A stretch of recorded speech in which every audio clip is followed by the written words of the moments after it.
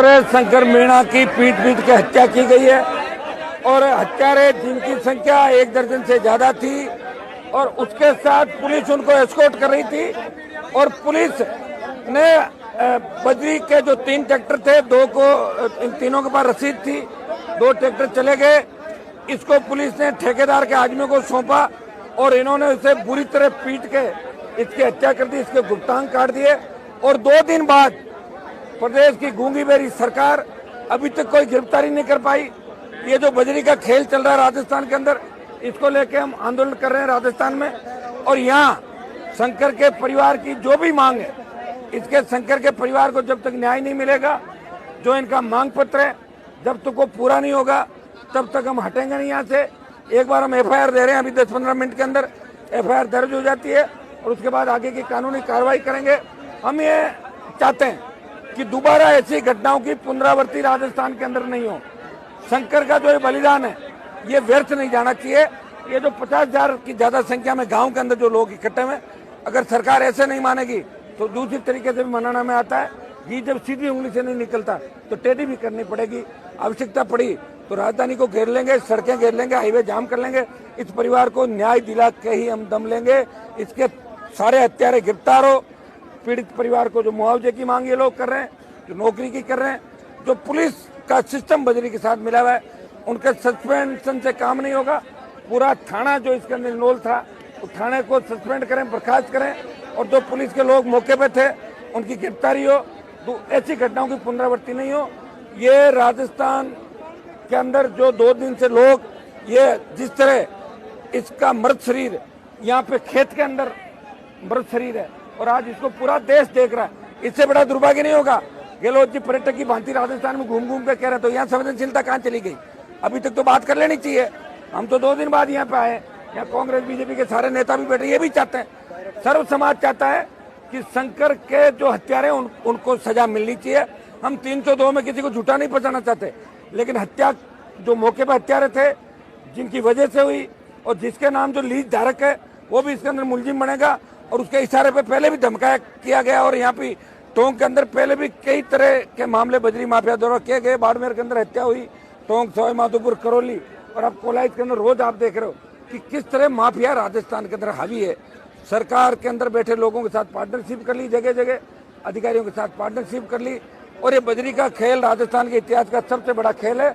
ED की entry कैसे हो ये भी हम करेंगे, ईडी दफ्तर का घेराव भी करेंगे और इस मामले को भी पेपर लीक का प्रकरण जिस तरह ईडी में गया, ये बजरी का खेल भी ईडी के अंदर जाएगा।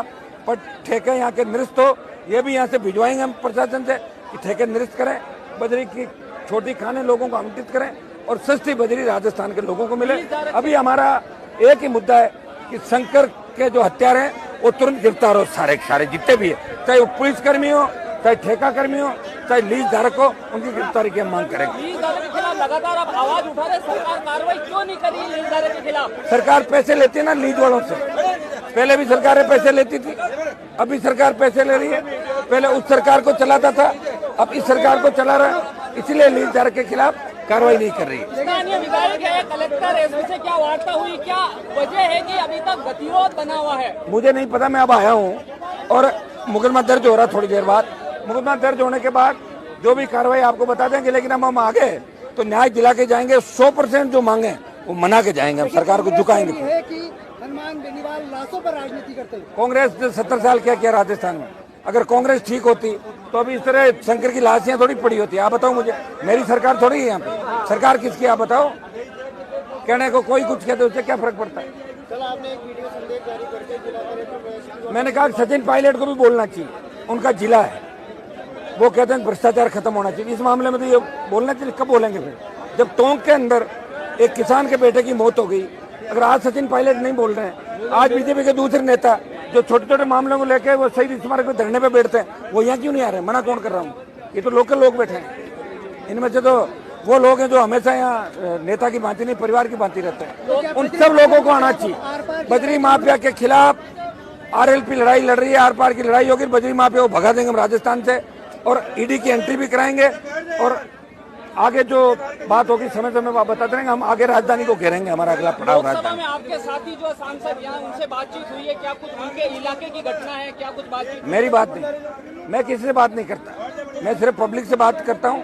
और या कोई किसी पीड़ित को न्याय दिलाने की बात करता हूँ, उससे ही बात करता हूँ। मैं सिर्फ कांग्रेस बीजेपी को नेताओं को याद दिलाता हूँ जो रोज ये कहते हैं कि किसान के लिए होना चाहिए, जवान के लिए होना चाहिए।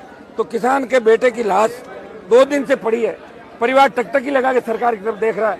क्या उनका खून नहीं खोल रहा उन नेताओं का? वो कब बोलेंगे? 4 महीने बाद तो चुनाव है, फिर बोलने कौन देगा उन लोगों को? हर जगह हनुमान बेनीवाल थोड़ी जाएगा। टोंक में टोंक के नेता बोलेंगे, सवाई माधोपुर में सवाई माधोपुर के नेता बोलेंगे, धौलपुर में धौलपुर के बोलेंगे। मैं तो आया ही हूँ और मैं आया हूँ तो आप देखना कार्रवाई भी होगी और बजरी माफिया का खौफ खत्म करके यहाँ से बजरी माफिया का परमानेंट इलाज कर देंगे राजस्थान के अंदर। इतना विश्वास मैं यहाँ लोगों को और आपको दिलाने के लिए। शंकर के हत्यारे, चाहे इसके अंदर कितना ही बड़ा इन्वॉल्वमेंट हो, कितने ही बड़े लोग हो, चाहे पुलिस के कितने बड़े अधिकारी हो, जो हत्या में लिप्त है उनकी गिरफ्तारी होगी और उस सलाखों के पीछे जाएंगे सारे के सारे। इतना मैं आपको बता सकता हूँ।